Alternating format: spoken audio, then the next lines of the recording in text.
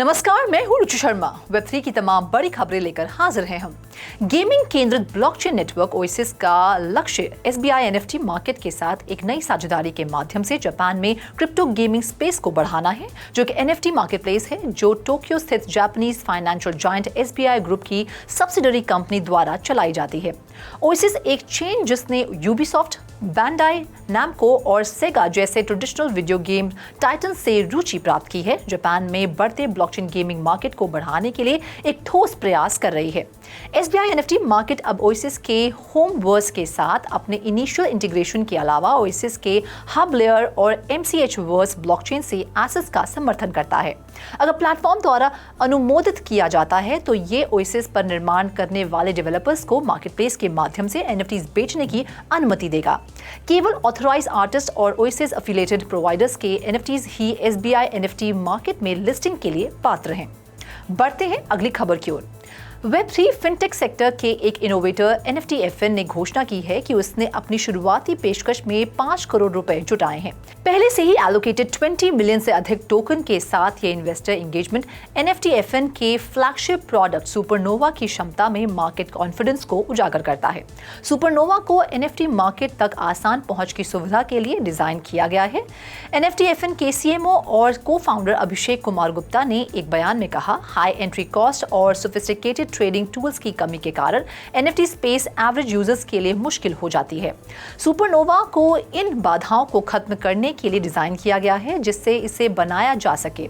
हर किसी के लिए एनएफटी दुनिया के साथ सार्थक तरीके से जुड़ना संभव है। पहले फेज में केवल $0.025 पर 10 मिलियन टोकन का एलोकेशन देखा गया, जो निवेशकों की रुचि को दर्शाता है। चल रहा फेज $0.030 प्रत्येक पर उपलब्ध 25 मिलियन टोकन के साथ ध्यान आकर्षित करना जारी रखता है।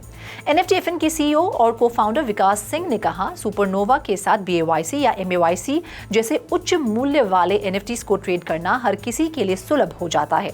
केवल $10 से शुरू करके यूजर्स ब्लू चिप एनएफटीज की सिलेक्शन के साथ जुड़ सकते हैं, एक मार्केट सेगमेंट जो पहले केवल संपन्न लोगों के लिए सुलभ था। 2030 तक ग्लोबल एनएफटी मार्केट के $230 बिलियन तक पहुंचने की उम्मीद के साथ एनएफटीएफएन खुद को इस वृद्धि में एक महत्वपूर्ण कंट्रीब्यूटर के रूप में स्थापित कर रहा है। बाकी अहम खबरों के लिए करते हैं विशाखा का रुख। Standard Chartered international cross border bank global unified ledger market infrastructure part year पर लाइव होने वाला पहला यूरो सेटलमेंट बैंक बन गया है और हांगकांग और सिंगापुर के बीच euro denominated cross border transactions पूरे कर लिए हैं।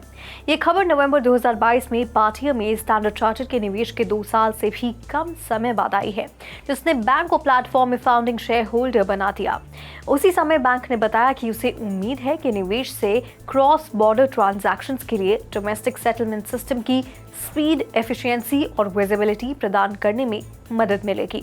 सीमेंस एजी और आईफास्ट फाइनेंशियल के साथ क्लाइंट ट्रांजैक्शन 13 से 14 मई तक हुआ और वास्तविक दुनिया में बैंक के कोर बैंकिंग सिस्टम के साथ डीएलटी बेस्ड ट्रांजैक्शन वर्कफ्लोज के इंटीग्रेशन और ऑपरेशनलाइजेशन के साथ स्टैंडर्ड चार्टर्ड के कमर्शियल सेटिंग कस्टमर्स के बिजनेस एज यूजुअल वर्कफ्लो के लिए ट्रांसपेरेंट प्रोसेस बनाते हुए लिए एक महत्वपूर्ण माइलस्टोन का प्रतिनिधित्व करता है। अब बढ़ते हैं अगली खबर की ओर। US spot Bitcoin ETF inflows 2 हफ्ते के उच्चतम $303 मिलियन पर पहुंच गया, क्योंकि बिटकॉइन की कीमत $66,000 से अधिक बढ़ी। फायरसाइड इन्वेस्टर्स के डेटा के अनुसार ब्लैक रॉक के आश्रय बिटकॉइन ट्रस्ट को छोड़कर सभी अमेरिकी स्पॉट बिटकॉइन ईटीएफ्स में 15 मई को आमद देखी गई। आईबीआईटी में लगातार तीसरे दिन जीरो इनफ्लोज या आउटफ्लोज दर्ज किए गए। फिडेलिटी की एफपीटीसी ने $131.3 मिलियन की इनफ्लोज के साथ बढ़त हासिल की, जबकि ग्रेस्केल की जीबीटीसी में एक हफ्ते में पहली बार $27 मिलियन का इनफ्लो हुआ। US bureau of labour stats की बुधवार की रिपोर्ट से पता चलता है कि अप्रैल में इन्फ्लेशन थोड़ी कम हुई है। बिटकॉइन की कीमत में उछाल के कारण ईटीएफ का इनफ्लो आया। Over to you Roshni. Decentralised identity solution Humanity Protocol हाल ही में $30 मिलियन की बढ़ोतरी के बाद आधिकारिक तौर पर एक यूनिकॉर्न बन गया है, जिससे इसका वैल्यूएशन $1 बिलियन हो गया है। ह्यूमैनिटी प्रोटोकॉल ने 15 मई के मीडियम पोस्ट में लिखा है कि $30 मिलियन के सीड राउंड का नेतृत्व किंग्सवे कैपिटल ने किया था, जिसमें Animoca brands, blockchain.com, hatched शीमा capital और 20 अन्य निवेशकों की भागीदारी थी। ह्यूमैनिटी प्रोटोकॉल ने अपनी प्रोडक्ट डेवलपमेंट यूनिट का विस्तार करने के लिए फंड्स का उपयोग करने की योजना बनाई है, क्योंकि कंपनी 2024 की दूसरी छमाही में अपने पब्लिक टेस्टनेट लॉन्च करने की तैयारी कर रही है। प्रोजेक्ट यूजर की हथेलियों को स्कैन करता है और जीरो नॉलेज टेक्नोलॉजी और प्रूफ ऑफ ह्यूमैनिटी को एकीकृत करके ब्लॉकचेन पर उनकी डिजिटल पहचान को सुरक्षित करने का दावा करता है, जो यूजर्स के मानव होने की, न कि एआई बॉट की पुष्टि करने के लिए इस्तेमाल किया जाने वाला एक कंसेंसस मैकेनिज्म है। तो आज के इस खास सेगमेंट में फिलहाल इतना ही। ऐसी वेब3 से जुड़ी खबरों के लिए देखते रहिए 3.0 टीवी। ऐसी और ज़्यादा अपडेट्स के लिए हमारी वेबसाइट www.3worldstv.io और scan the QR code. Thank you.